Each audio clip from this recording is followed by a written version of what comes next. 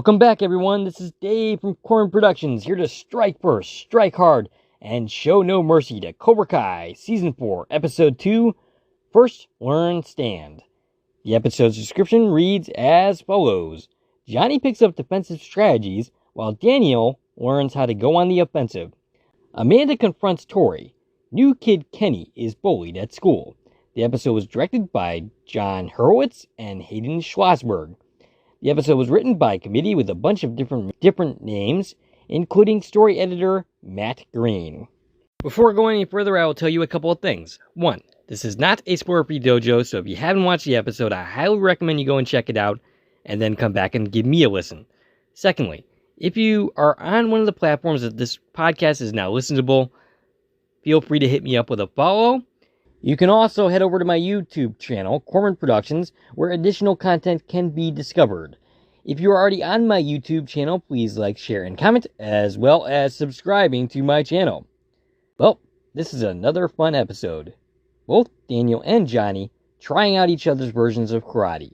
The beginning of the Tori-Amanda mini-arc of the season, and the introduction to Kenny, who becomes a fun character played by Dallas Dupree Young, who actually has an appearance in one of my favorite shows of recent years, The Good Place. So let's get into it, shall we?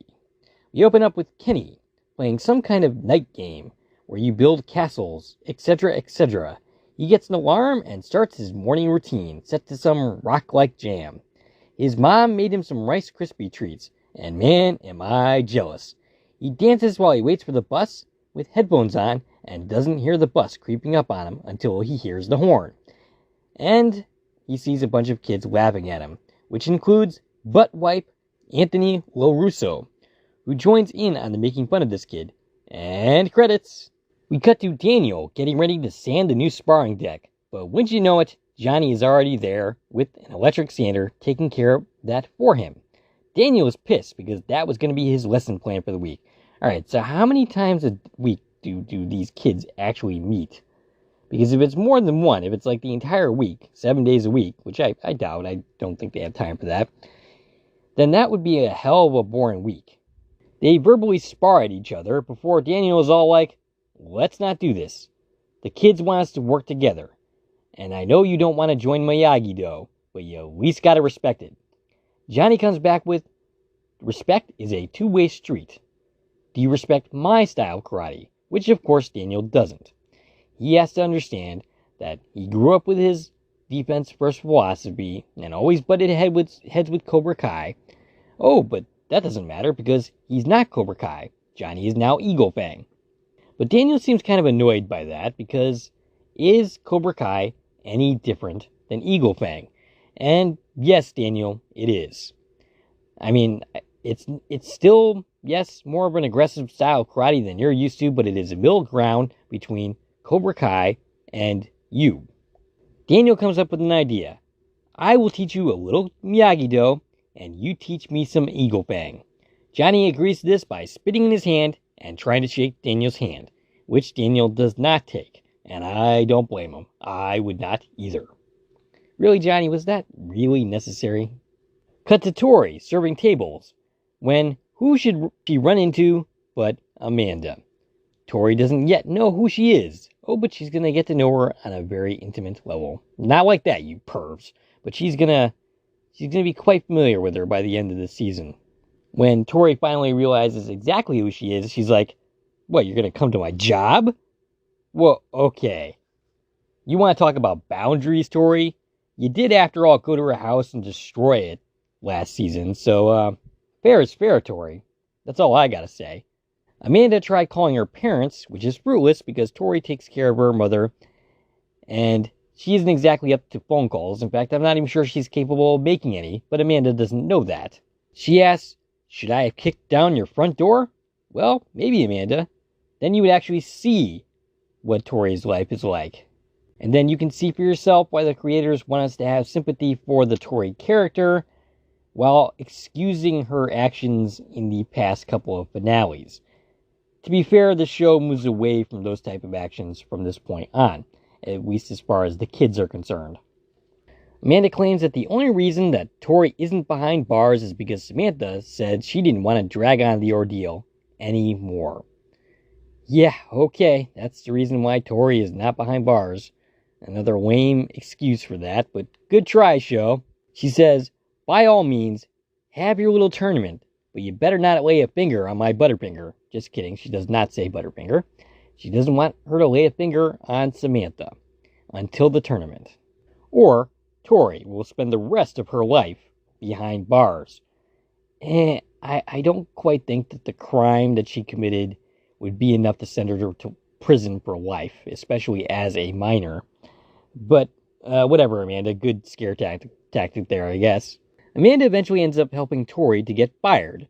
Tori does the hard part by demonstrating the need for some anger management and yelling at a customer. Well, good job, Amanda.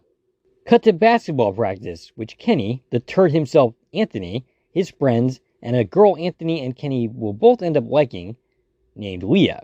These guys are in middle school, 8th grade, I believe, because next year Anthony will be in high school and will be a slightly more tolerable character, but still a turd.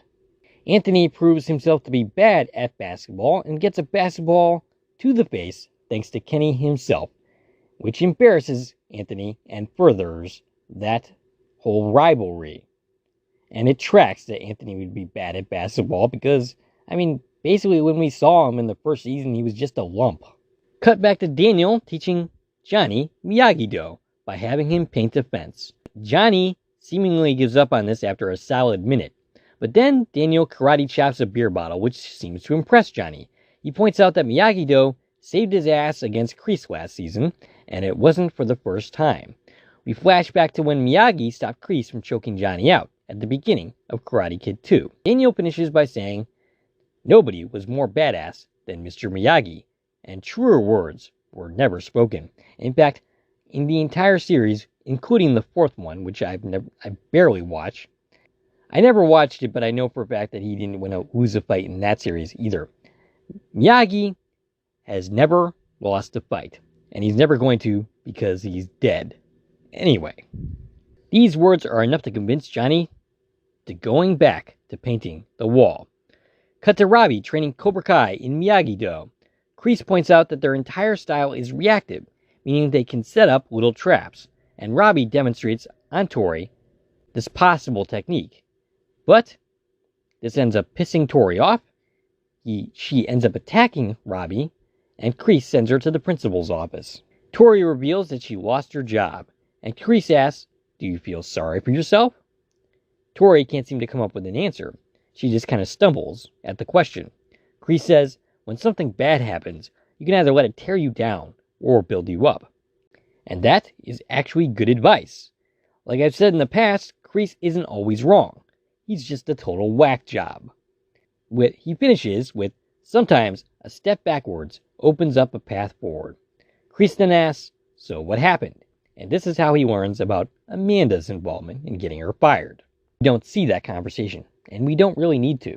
Cut to Kenny, home from not a great day of school. He gets a call from his dad, who is in the army as it turns out. He asks about school, and Kenny doesn't lie per se, but he doesn't exactly tell the full truth either. He just says, he's having a tough time making some friends. His father tells him that he's the man of the house now. He shouldn't have to be, but he is. And this is due to the fact that while he's away in the army, not even sure where he is, Kenny makes a reference to him being at the office. So he might not even be away from them, just more at his job than anything else.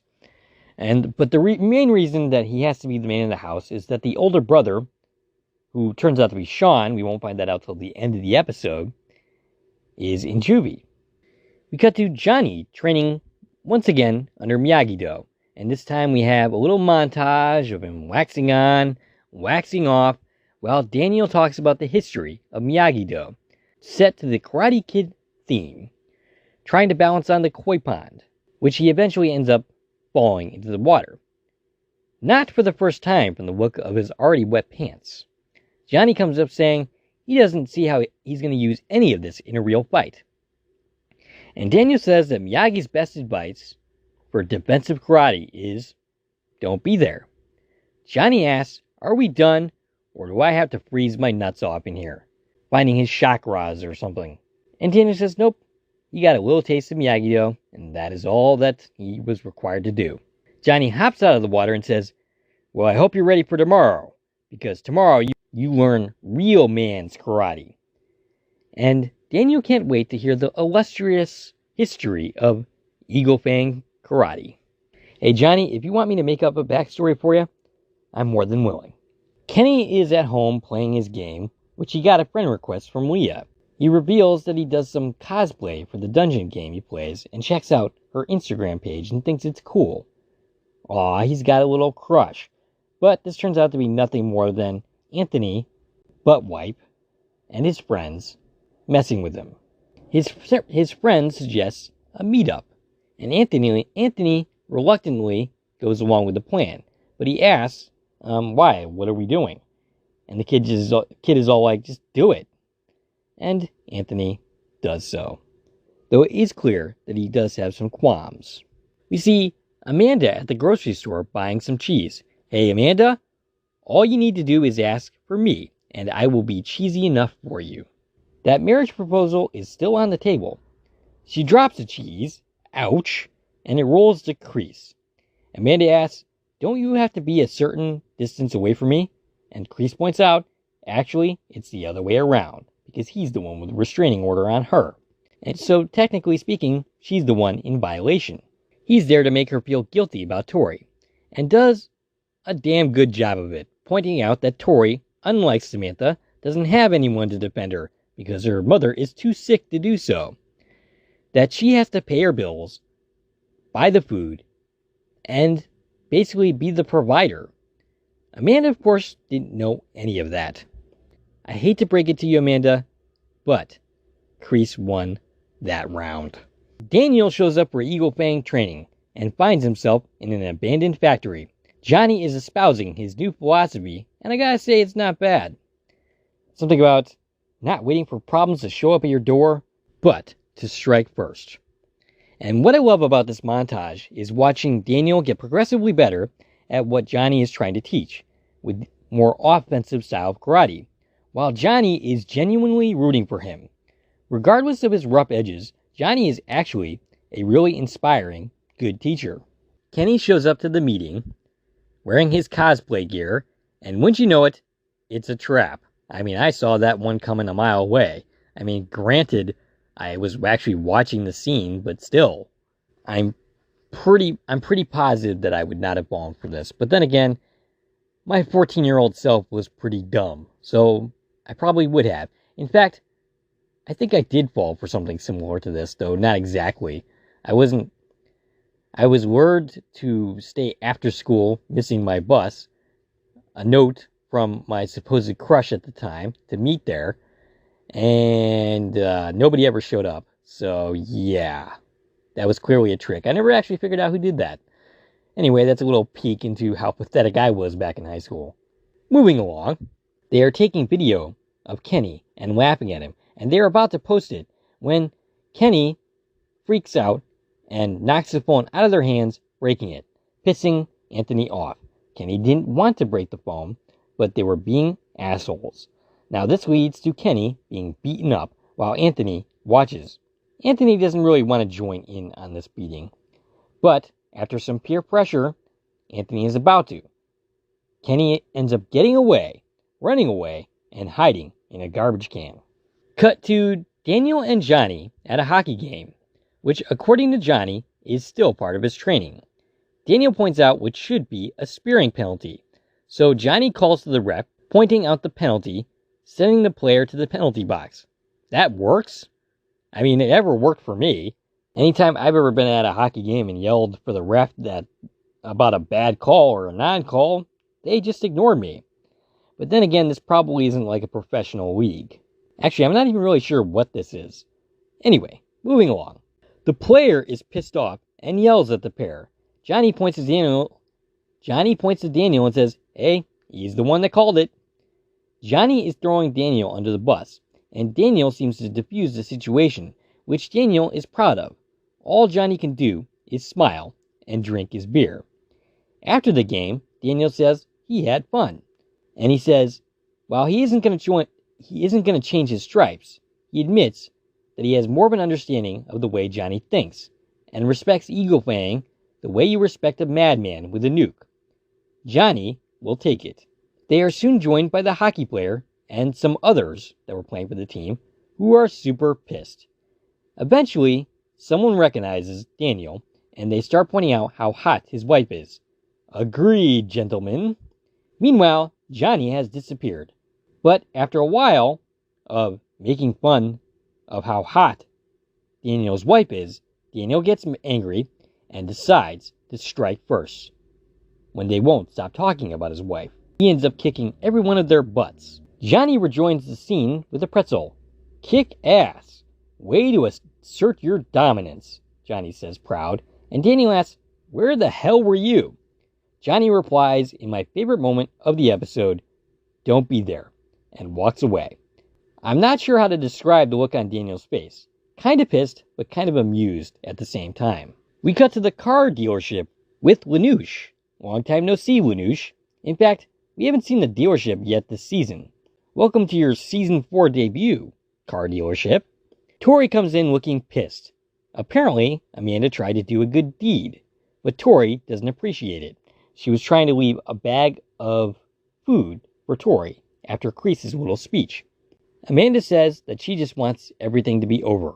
Oh, it will be, Tori says, when I humiliate your daughter at the All Valley. Hey, thanks for lighting a fire under my ass. Amanda is left to wonder, what have I done?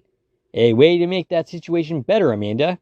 But don't worry, you're still the future love of my life. Kenny is narrating about his crappy life at school. We don't know who he's talking to, but we eventually figure it out after Kenny brings up karate. I should point out a bit of a dramatic irony here in the fact that Anthony doesn't actually know karate, but since he basically has said that he does know karate, and it gets mentioned in front of Kenny, Kenny ends up training with Robbie, which is, not something that we know yet, but that's what's happening, that's what's going to happen. And that doesn't happen if Anthony's history with karate, his non-existent history when it comes down to it, doesn't get mentioned. So Anthony is kind of responsible for his own eventual torment at the hands of Kenny. And, well, he was responsible for that anyway, being involved with this whole situation, abusing Kenny in the first place.